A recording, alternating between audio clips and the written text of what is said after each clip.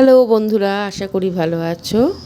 সুন্দর জীবন পক্ষ থেকে সবাইকে স্বাগত জানাই। আমি আজ কুলের আচার করলাম। কুলের আচার কিভাবে করলাম তোমাদের সঙ্গে শেয়ার করব। কি দিলাম কি না দিলাম সবটাই দেখতে থাকো। এই কুলগুলো আমি 5 দিন আগে কিনে রেখেছিলাম, তো আমার আচার করা হয়েই উঠছিল না সময়ের অভাবে। তাই জন্য আজকে খুব সকালে উঠেই আগে আমি আচার তৈরি করতে লাগলাম, আর তার সঙ্গে আমি রান্নাটাও শুরু করে দিচ্ছি।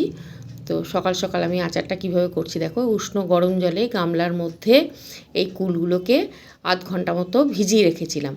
এবার এই কুলগুলোকে আমি তুলে নিচ্ছি, আস্তে আস্তে এই বাটিটার মধ্যে তুলে রাখছি।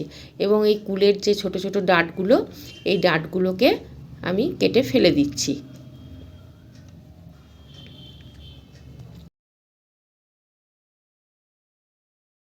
ডাঁটগুলো আমার সব ছাড়ানো হয়ে গেল। একটা কড়াইয়ের মধ্যে আমি কিছু ভাজা মশলা তৈরি করে নিচ্ছি। 5 ফোড়ন, তেজপাতা, শুকনো লঙ্কা, কালো জিরে, ধনে সবটা ভালো করে ভেজে নিয়ে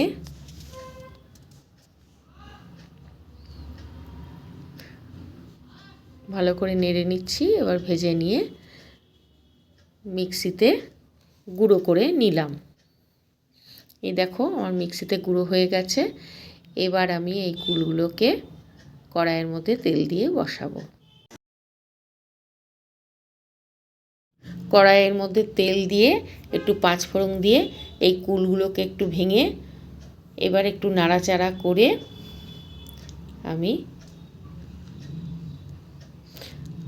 সব কুলগুলো দিয়ে ভালো করে নেড়ে চেড়ে নিলাম। আর এদিকে আমি চিনি দিইনি আচারটাতে, আমি গুড়টাকে একটু নরম করে নিয়ে মানে একটু ফুটিয়ে নিয়ে ঠান্ডা করে ছেঁকে নিয়েছি গুড়টা। তারপরে আমি কড়াইয়ের মধ্যে ঢেলে দিলাম। এবার এটা ভালো করে নাড়াচাড়া করতে হবে, নাহলে তলায় লেগে যাবে। আর এই যে গুঁড়ো মশলাটা, এটা কুলের আচারটা হয়ে যাওয়ার পর এটা দিয়ে দেব,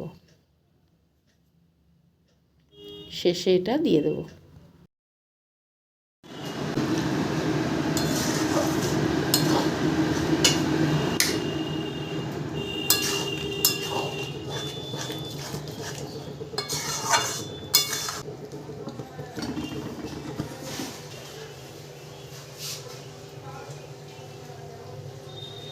আমার কুলের আচার হয়ে গেল, আর আমি এবার ভাজা মশলাটা দিয়ে দিলাম।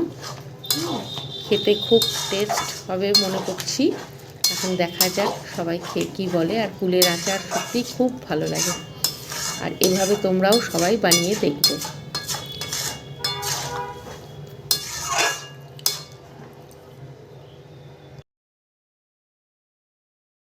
কাঁচের বয়ামে রাখলাম। কাঁচের বয়ামে রাখলে অনেক সুবিধা, মাঝে মাঝে রোদে দেওয়া যাবে। আচারটা যতদিন থাকবে ভালো থাকবে, মাঝে মাঝে রোদে দিলে ভালো থাকবে আচার। ফাইনালি আমার আচার ready, complete.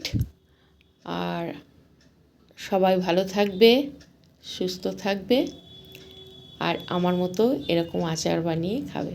Bye bye, tata.